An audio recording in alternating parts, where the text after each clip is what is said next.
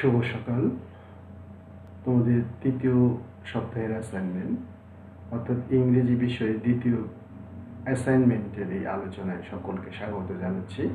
আশা করি তোমরা সকলে ভালো আছো এবং বাসায় থেকে পড়াশোনা করছো। 2 পৃষ্ঠার এই অ্যাসাইনমেন্টটি তোমাদের কাছে অনেক জায়গায় জটিল এবং দুর্বোধ্য মনে হতে পারে। তোমাদের বোঝার সুবিধার্থেই আমি আজকের এই লেকচারটি মূলত বাংলায় পরিচালনা করছি। তো শুরু করা যাক।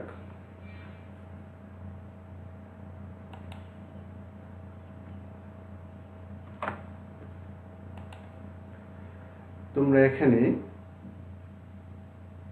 এই স্লাইডে দেখতে পাচ্ছ 3টি কলাম। একটি কলাম আমি উল্লেখ করিনি, মূলত প্রথম কলামটিতে শুধু অ্যাসাইনমেন্ট নাম্বারটি উল্লেখ করা আছে। ডান দিক থেকে বাঁ দিক থেকে যে প্রথম 4টা কলাম রয়েছে সেই 4টা কলাম, তার মধ্যে প্রথম কলামটি বাদ দিয়ে 3টি কলাম এখানে প্রদর্শিত হয়েছে। এই 3টি কলামের মধ্যেই মূলত তোমাদের করণীয় সম্পর্কে তোমরা জানতে পারছো। তোমাদেরকে কি করতে হবে, তোমাদের এই উত্তরটির মধ্যে কি অন্তর্ভুক্ত হবে সেগুলো বিষয় এখানে উল্লেখ করা রয়েছে। তাহলে আমরা সেকেন্ড কলাম থেকে শুরু করি। ফার্স্ট কলামটা উল্লেখ করা হয়নি, আমি আগেই বলেছি। সেটাতে শুধুমাত্র অ্যাসাইনমেন্ট নাম্বার, অর্থাৎ এটা যে 2 নম্বর অ্যাসাইনমেন্ট তোমাদের ইংরেজি বিষয়ে, সেটা উল্লেখ করা হয়েছে। ওকে, আমাদের অ্যাসাইনমেন্টের টপিকটা কি? Write a paragraph on juvenile delinquencies. তাহলে তোমাদের প্যারাগ্রাফ লিখতে হবে এবং সেটা কিসের উপর? টপিকটা হচ্ছে জুভেনাইল ডেলিনকোয়েন্সিস। থার্ড কলাম মূলত এটা, যেটা এখানে সেকেন্ড কলাম, এখানে তোমরা দেখতে পাচ্ছ টপিক অ্যান্ড লার্নিং আউটকাম। তাহলে এর মধ্যে কি রয়েছে আমরা একটু পড়ে দেখি। Learners will be able to right about 2 different types of learning patterns. 2 different types of learning patterns. বিভিন্ন লার্নিং প্যাটার্নগুলো যেমন auditory, visual, reading and writing and kinesthetic. এখানে মূলত তোমরা অডিটরি এই প্যাটার্নটা এখানে পাবে না। তোমরা এখানে হিয়ারিংয়ের সাথে তোমাদের সেন্স অফ সাউন্ড, তোমরা যে অডিও শুনে কোনো কিছু করবে এরকম কোনো কিছু নেই এখানে। অর্থাৎ এখানে তোমাদের ভিজুয়াল এই লার্নিং প্যাটার্নটা এবং রিডিং রাইটিং এই লার্নিং দুটো প্যাটার্ন মূলত শিখবে তোমরা এই অ্যাসাইনমেন্ট থেকে। তাহলে বিভিন্ন লার্নিং প্যাটার্নগুলো হচ্ছে visual, auditory, reading and writing এবং কিনেস্থেটিক। আর এখানে মূলত তোমরা ভিজুয়াল এবং রিডিং রাইটিং সম্পর্কে জানবে। Learners will be able to use contrasting sentence connectors and cohesive device. আমরা যখন কোনো কিছু উপস্থাপন করি তখন আমাদেরকে বিভিন্ন কোহেসিভ ডিভাইস অথবা কানেক্টর ইউজ করতে হয়, যাতে করে একটা সেন্টেন্সের সাথে আরেকটা সেন্টেন্স সম্পর্কযুক্ত থাকে। তো এখানে এই টেক্সটটা আমাদের উপস্থাপন করতে গিয়ে, অর্থাৎ এই প্যারাগ্রাফটা লিখতে গিয়ে আমাদেরকে কোহেসিভ ডিভাইস এবং কানেক্টর ইউজ করতে হবে। এবং স্পেশালি এখানে উল্লেখ করা হয়েছে contrasting sentence connector. Contrasting sentence connector মানে শুধুই কন্ট্রাস্টিং সেন্টেন্স কানেক্টর থাকবে এমনটা নয়, কিন্তু ওর মধ্যে কন্ট্রাস্টিং সেন্টেন্স কানেক্টরও থাকবে। ইউজ রেফারেন্স ও পার্সোনাল এক্সপেরিয়েন্সেস। এখানে পার্সোনাল এক্সপেরিয়েন্স এর রেফারেন্স থাকবে। Make correct and proper use of prepositions, এবং প্রিপোজিশনের ব্যবহারটা এখানে তোমরা শিখবে, অর্থাৎ এটাকে গুরুত্ব দেওয়া হয়েছে, কারেক্ট ইউজ অফ প্রিপোজিশন। তো আমরা যদি লার্নিং আউটকামগুলো একটু খেয়াল করি তাহলে এখানে টু লার্নিং প্যাটার্নস শিখবে তোমরা, যেটা আমি বলেছি যে ভিজুয়াল এবং রিডিং রাইটিং। তোমরা সেন্টেন্স কানেক্টর এবং কোহেসিভ ডিভাইস ব্যবহার করতে শিখবে, পার্সোনাল এক্সপিরিয়েন্সেস এর রেফারেন্স দিতে শিখবে এবং প্রিপোজিশনের সঠিক ব্যবহার করতে শিখবে। এবার আমাদের মেইন যে জিনিসগুলো করতে হবে, যেটা আমাদের ফোর্থ কলামে মূলত উল্লেখ করা থাকে, এর আগের ক্লাসেও আমি আমাদের ফার্স্ট অ্যাসাইনমেন্ট নিয়ে যখন আলোচনা করেছি তখনও বলেছিলাম যে তোমাদের জন্য ফোর্থ কলামটা খুবই গুরুত্বপূর্ণ। এখানেই মূলত তোমাদের কী করতে হবে সেই নির্দেশনাগুলো দেয়া থাকে, এবং এই ফোর্থ কলামের যে নির্দেশনাগুলো সেগুলো যদি আমরা সঠিকভাবে পালন করি তাহলে থার্ড কলামের এই যে লার্নিং আউটকামগুলো এগুলো অটোমেটিক্যালি অর্জিত হবে। তাহলে আমরা একবার দেখে নেই যে ফোর্থ কলামে কি ইনস্ট্রাকশন রয়েছে তোমাদের জন্য। রাইট উইথিন 150 ওয়ার্ডস, এখানে তোমাদের স্পেসিফিক করেই বলে দেওয়া আছে যে তোমাদের এই প্যারাগ্রাফটার সাইজ হবে 150 শব্দের মধ্যেই, এবং তুমি যদি এটা ঠিকঠাক অনুসরণ করো তাহলে এটাকে এক্সিড করবে না, বরং রাইট উইদিন তোমাদের 150 শব্দ না হয়ে যদি 140 হয়, 140 হয়, ইটস ওকে, কিন্তু ইনস্ট্রাকশন অনুসারে সাইজটা 150 ওয়ার্ডস এক্সিড করা ঠিক হবে না। Your paragraph should include following points, তাহলে এই পয়েন্টগুলো থাকবে কি, what juvenile delinquency is, how teenagers are being involved, how are the personal and social life being affected, suggest the ways to come out of this crisis। তাহলে আমাদের প্যারাগ্রাফটার মধ্যে মূলত আমরা এই 4টা কোশ্চেনের আনসারটা ইনক্লুড করব। What juvenile delinquency is, how teenagers are being involved, how are the personal and social life being affected, suggest the ways to come out of this crisis। এবং এখানে স্ট্রাকচার সম্পর্কেও বলে দেওয়া আছে এই প্যারাগ্রাফটার স্ট্রাকচার কেমন হবে। The structure will be topic sentence, একটা টপিক সেন্টেন্স থাকবে, ডেভেলপমেন্ট অফ সাইটস, বিভিন্ন দিকগুলোর ডেভেলপমেন্ট থাকবে, সেগুলো আলোচিত হবে বিস্তারিতভাবে, এবং কনক্লুডিং সেন্টেন্স। তাহলে এখানে কি অন্তর্ভুক্ত করতে হবে এবং স্ট্রাকচার কি হবে সবই বলে দেওয়া আছে। এই জন্যই আমি তোমাদের বলেছিলাম যে ফোর্থ কলামটা তোমাদের জন্য খুবই গুরুত্বপূর্ণ। আমরা যদি শুধুমাত্র ফোর্থ কলামের ইনস্ট্রাকশনগুলো যথাযথভাবে পালন করতে পারি তাহলে থার্ড কলামের লার্নিং আউটকামগুলো অটোমেটিক্যালি অর্জিত হবে। ঠিক আছে, আমরা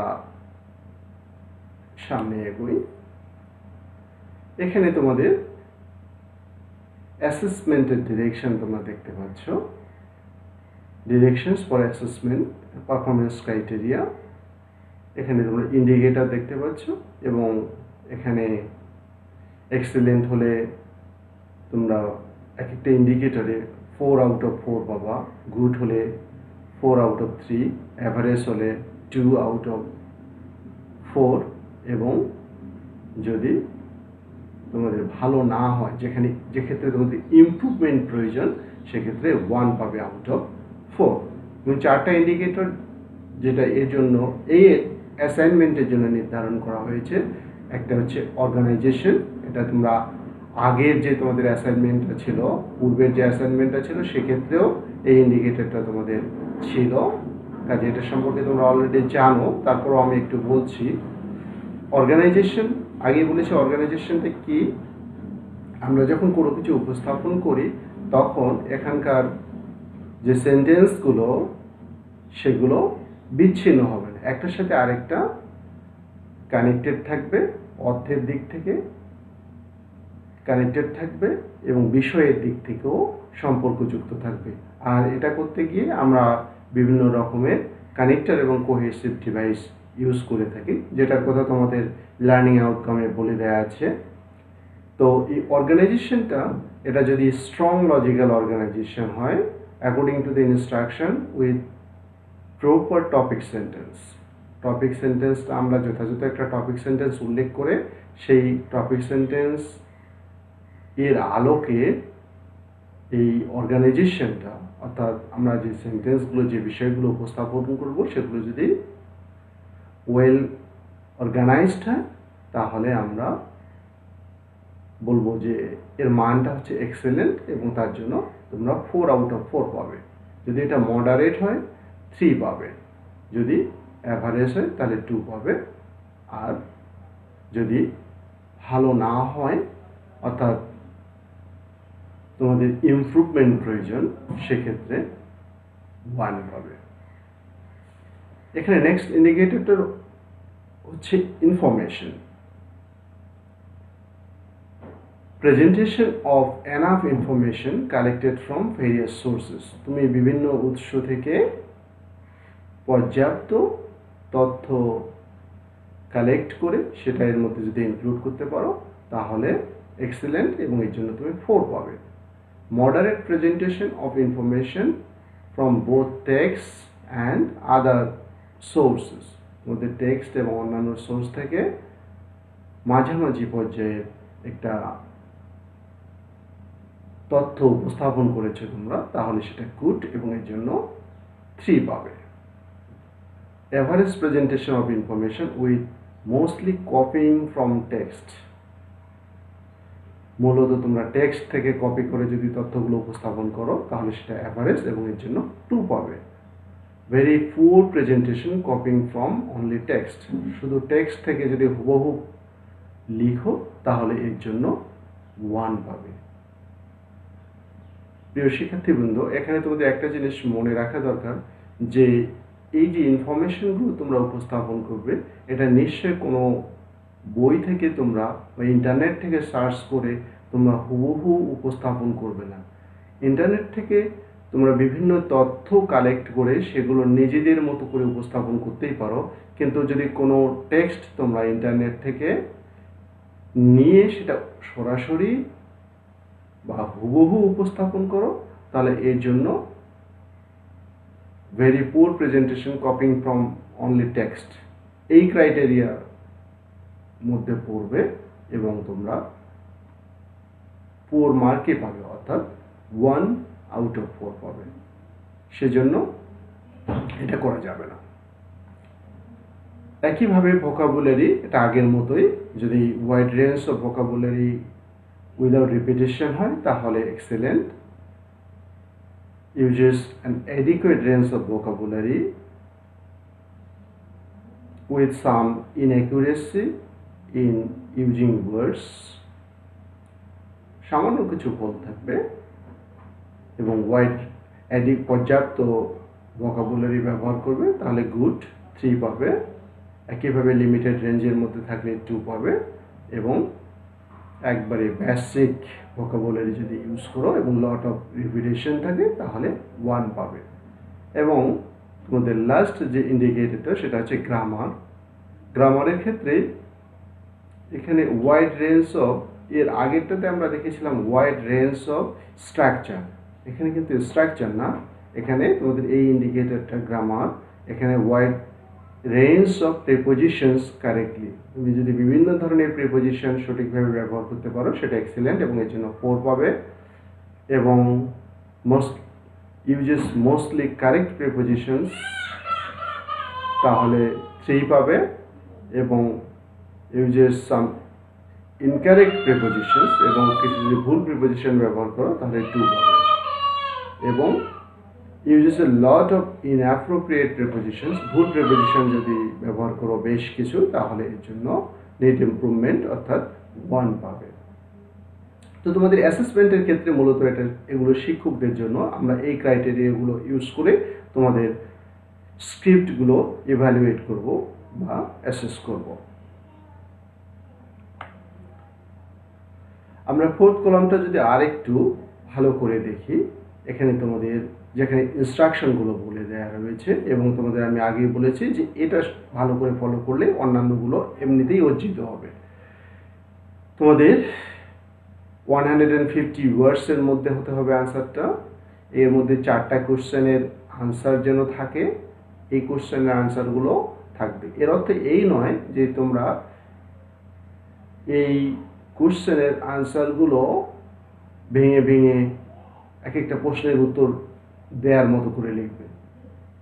প্যারাগ্রাফের একটা বৈশিষ্ট্য হচ্ছে যে এটা হচ্ছে একটা টপিকের উপর ভিত্তি করে, একটা টপিককে সেন্টার করে বা কেন্দ্র করে একটা আলোচনা। তো এই 4টা কোশ্চেনে জুভেনাইল ডেলিনকোয়েন্সির উপর এবং তোমাদের আনসারটা, এই 4টা কোশ্চেনের আনসার থাকবে, কিন্তু জুভেনাইল ডেলিনকোয়েন্সি এই টপিকটা হচ্ছে তোমাদের কেন্দ্র। এই টপিকটা সমস্ত সেন্টেন্সগুলো এই টপিকটাকে কেন্দ্র করেই তোমাদের হতে হবে। তাহলে এই 4টা কোশ্চেনের আনসার বিচ্ছিন্ন 4টা আনসার হবে না, একটার সাথে একটা অবশ্যই সম্পর্কযুক্ত হবে। এবং স্ট্রাকচারটা আমরা আর একবার দেখে নিই। স্ট্রাকচার কেমন হবে? একটা টপিক সেন্টেন্স থাকবে, ডেভেলপমেন্ট অফ সায়েন্স, সেগুলো বিভিন্ন যে দিকগুলো রয়েছে সেগুলো ডিটেইলড আলোচনা হবে এবং একটা কনক্লুডিং সেন্টেন্স থাকবে। তাহলে আমরা যদি সব কিছু সামারাইজ করি তাহলে আমাদের উত্তরটার মধ্যে এই বিষয়গুলো অন্তর্ভুক্ত থাকবে। কি থাকবে? আমাদের প্রথম কোশ্চেনের উত্তর অর্থাৎ একটা ডেফিনেশন থাকবে। জুভেনাইল ডেলিনকোয়েন্সির একটা সংজ্ঞা প্রদর্শন করতে হবে। হাউ আর দে ইনভলভড, আমাদের উল্লেখ করতে হবে কিভাবে জুভেনাইল অর্থাৎ টিনেজাররা বা ঠিক অ্যাডাল্টহুডের পূর্বের বয়সের ছেলেমেয়েরা কিভাবে জড়িয়ে পড়ে ডেলিনকোয়েন্সি অর্থাৎ বিভিন্ন রকমের অফেন্স বা ক্রাইমের মধ্যে, সেটা এখানে আমাদের উল্লেখ করতে হবে।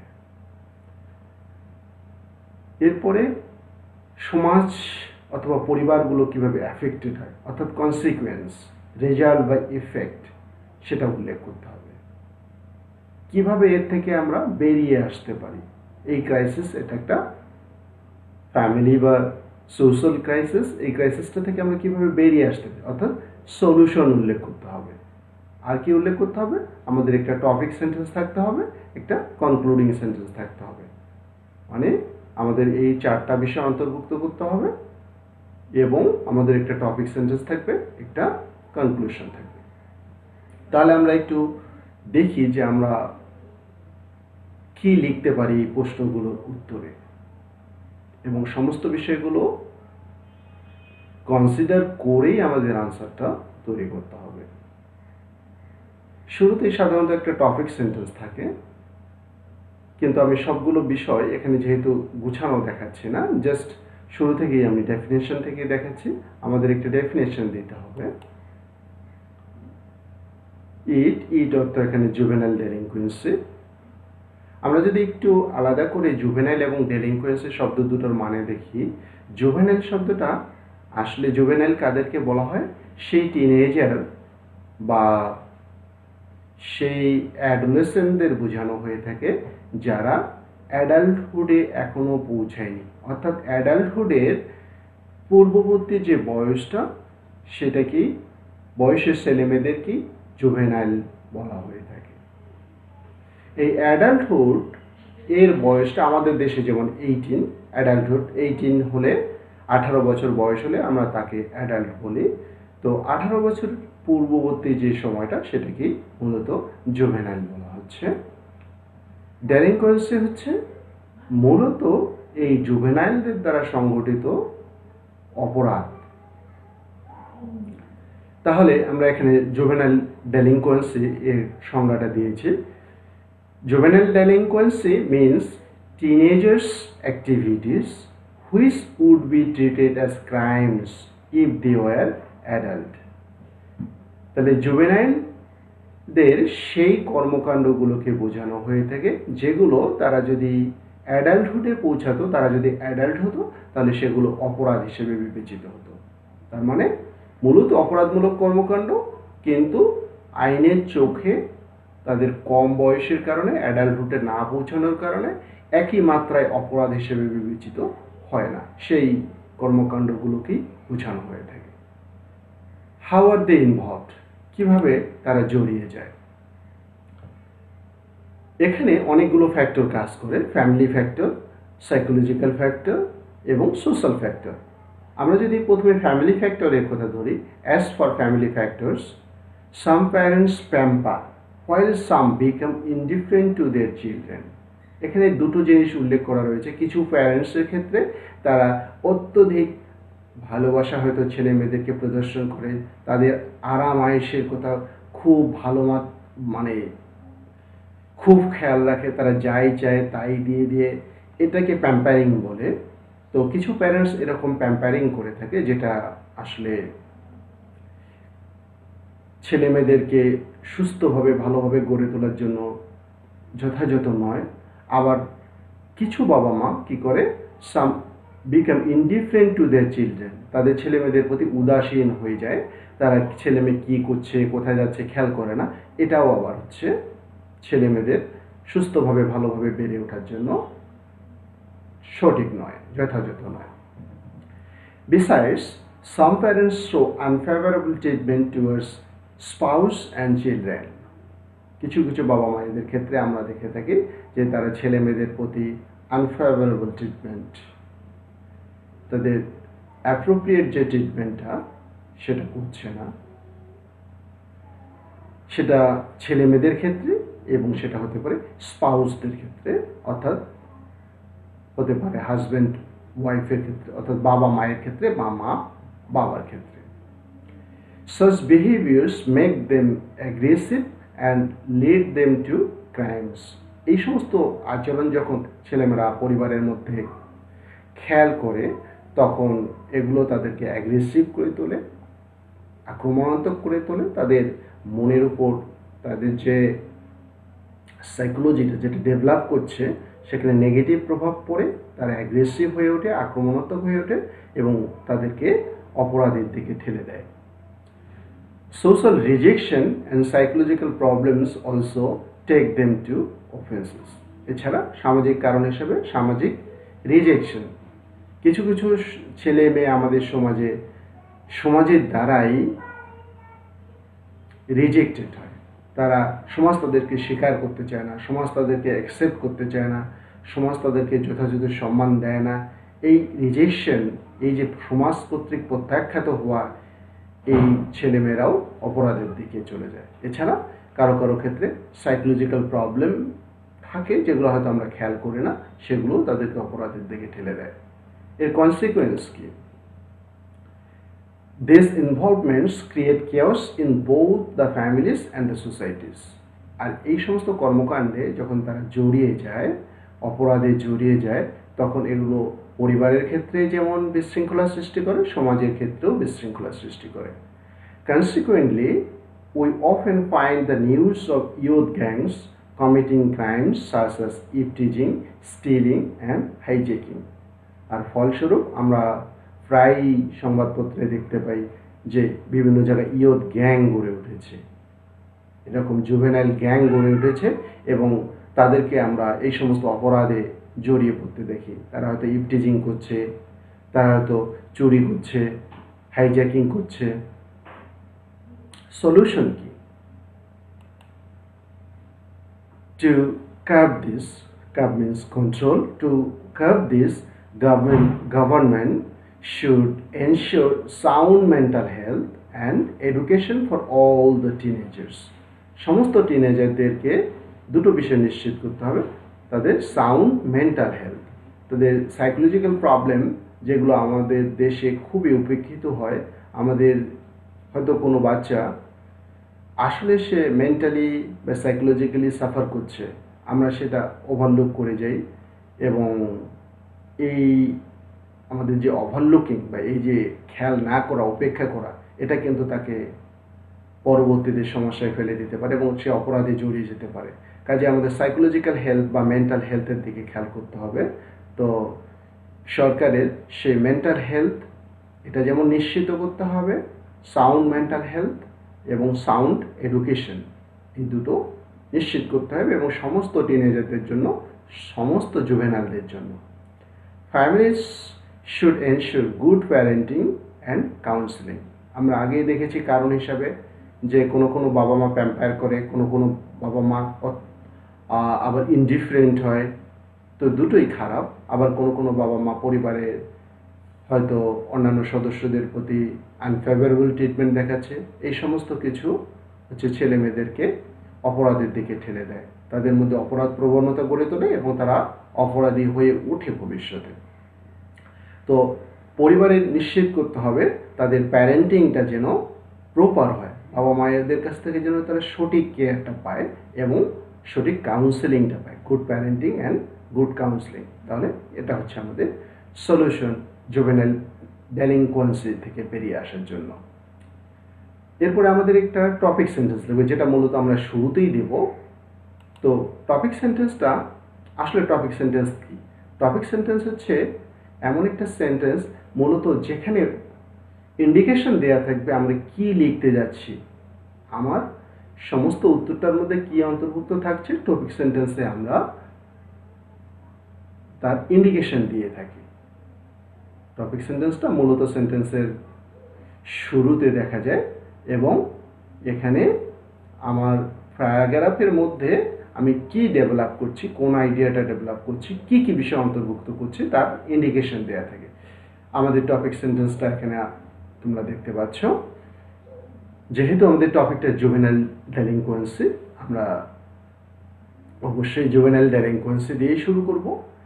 Juvenile delinquency resulting from psychological, social and familial factors which need to be addressed through good parenting and governmental initiatives badly affects the society. Juvenile delinquency resulting from যেটার উৎপত্তি হয় কি থেকে? Psychological, social and familial factor থেকে, যেটার উৎপত্তি হয় মনস্তাত্ত্বিক, সামাজিক এবং পারিবারিক কারণ থেকে, which need to be addressed through good parenting and governmental initiatives, যেটা আমাদেরকে ডিল করতে হবে গুড প্যারেন্টিং, অর্থাৎ যেটা সমাধান নিয়ে আসতে হবে গুড প্যারেন্টিং, সলিউশন হচ্ছে গুড প্যারেন্টিং এবং গভর্নমেন্টাল ইনিশিয়েটিভ, সরকারি উদ্যোগ, যা মারাত্মকভাবে আমাদের সমাজকে প্রভাবিত করে। এখানে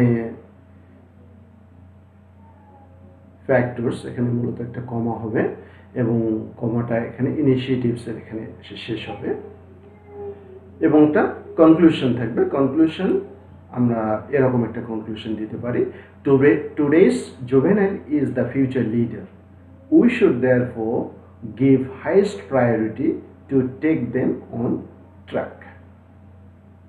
তো এই হচ্ছে আমাদের যে বিষয়গুলো আমাদের অন্তর্ভুক্ত করতে বলা হয়েছে, এই সমস্ত কিছুই এখানে আছে। এখন এগুলো গুছিয়ে উপস্থাপন করাই হচ্ছে আমাদের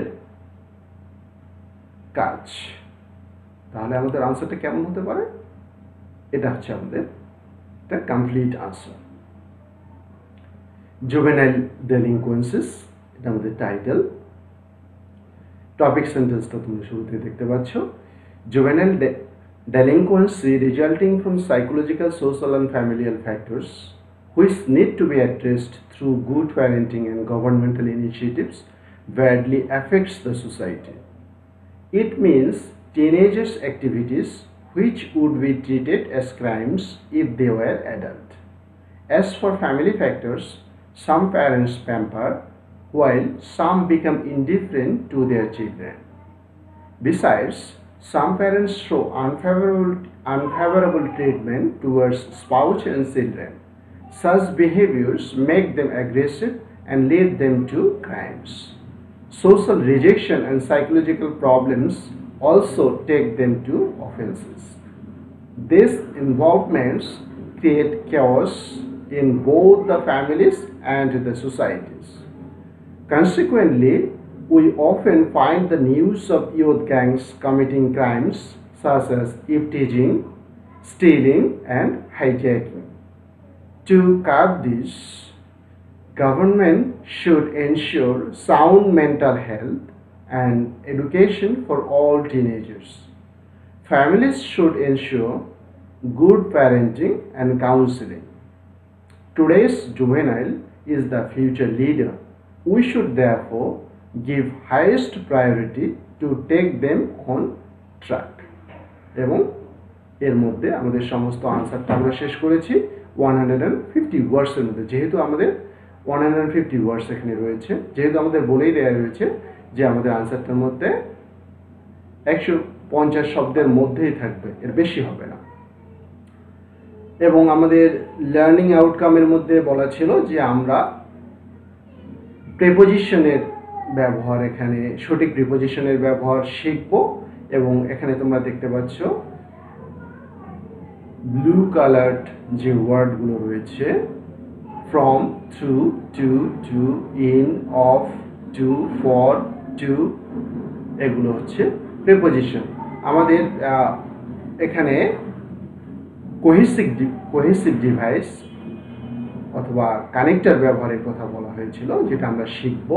এখানে আমরা কোহেসিভ ডিভাইস বা কানেক্টর দেখতে পাচ্ছি। এখানে দেখতে পাচ্ছ তোমরা হুইচ রিলেটিভ প্রোনাউন, এখানে which relative pronoun, if, conjunction, as for, এটা একটা কোহেসিভ ডিভাইস বা লিঙ্কার।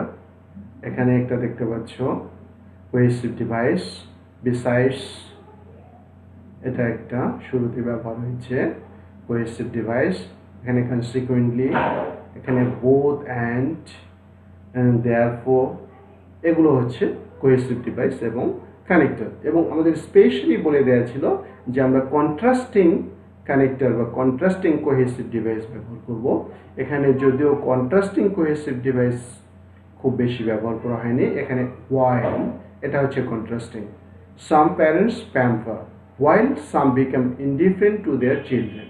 আমরা এখানে দুটো কন্ট্রাস্টিং আইডিয়াকে while এই কনজাংশনটা দিয়ে ইউজ করেছি, কনজাংশনটা ব্যবহার করে এই বিষয়টাকে উপস্থাপন করেছি। Contrasting idea, some parents pamper while some become indifferent to their children, এটা একটা কন্ট্রাস্টিং কানেক্টর বা কোহেসিভ ডিভাইস। তো প্রিয় শিক্ষার্থীবৃন্দ, আমার মনে হয় আমরা সমস্ত বিষয়গুলো এখানে আমাদের অ্যাসাইনমেন্ট যে বিষয়গুলো ডিমান্ড করেছে সমস্তগুলো এখানে উপস্থাপন করেছি। আমরা 150 শব্দের মধ্যে শেষ করেছি। আমরা 4টা কোশ্চেন সেগুলো উপস্থাপন করেছি। আমরা প্রিপোজিশনের ব্যবহার করেছি, আমরা কানেক্টর বা কোহেসিভ ডিভাইস সেটা ব্যবহার করেছি। এবং যেটা তোমাদের বলা হয়েছিল যে স্ট্রাকচারে বলা হয়েছিল যে এখানে একটা টপিক সেন্টেন্স থাকবে, একটা কনক্লুশন থাকবে। তোমরা টপিক সেন্টেন্স দেখতে পাচ্ছ এখানে, juvenile delinquency resulting from psychological, social and familiar factors which need to be addressed through good parenting and governmental initiatives badly affects the society. আমি টপিক সেন্টেন্স সম্পর্কে তোমাদের আগেই বলেছিলাম, টপিক সেন্টেন্স হচ্ছে এমন একটা সেন্টেন্স যেটা মূলত বলে দেয় আমরা পরবর্তীতে কোন বিষয়গুলো ডেভেলপ করছি, অর্থাৎ কি থাকছে প্যারাগ্রাফের মধ্যে পরবর্তীতে, সেটা টপিক সেন্টেন্স দিয়ে মূলত বলে দেওয়া থাকে। তাহলে আমাদের এই টপিক সেন্টেন্সের মধ্যে কি সেগুলো আছে? হ্যাঁ, আছে। আমরা কারণগুলো বলেছি বা কিভাবে জড়িয়ে যায় সেটা বলতে গিয়ে এক্ষেত্রে আমরা উল্লেখ করেছিলাম যে পারিবারিক রয়েছে, সামাজিক এবং মনস্তাত্ত্বিক, resulting from psychological, social and familiar factors, আমরা এখানে সেগুলো উল্লেখ করেছি। অ্যাজ ফর ফ্যামিলি ফ্যাক্টরস উল্লেখ করেছিলাম। তারপরে আমরা বলেছি social rejection and psychological problems, তার মানে আমরা এখানে এই ফ্যাক্টরগুলো উল্লেখ করেছি, psychological, social and familiar factors.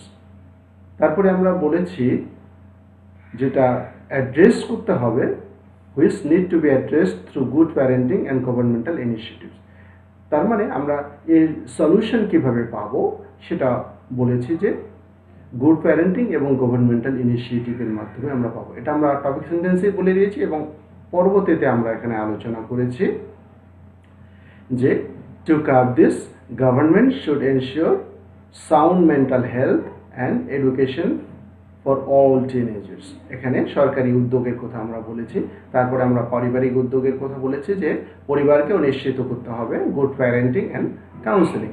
তাহলে আমরা এখানে টপিক সেন্টেন্সে যেটা বলে দিয়েছিলাম সেটা আমরা এখানে উল্লেখ করেছি। তারপরে আমরা বলেছি badly affects the society, society affected হয়, যেখানে আমাদের কোশ্চেনের মধ্যেও একটা বিষয় ছিল যে আমরা কিভাবে সমাজ এবং পরিবারগুলো অ্যাফেক্টেড হয়, সেটা আমরা বলেছি যে এটা পরিবার এবং সমাজের মধ্যে একটা কেওয়াস সৃষ্টি করে, কেওয়াস সৃষ্টি করে এবং ফলে কি হয় আমরা দেখা যায় যে জুভেনাইলরা মূলত নানা রকম কর্মকাণ্ডে জড়িয়ে পড়ে, সেগুলো মূলত আমরা নিউজ পেপারে দেখতে পাই। We often find the news of youth gangs committing crimes such as eavesdropping, stealing and hijacking। এবং আমাদের একটা কনক্লুডিং সেন্টেন্স বা কনক্লুশন লিখতে বলা হয়েছে, সেটা আমরা লিখেছি এখানে today juvenile is the future leader. আজকের জুভেনাইলরাই মূলত ভবিষ্যৎ নেতা।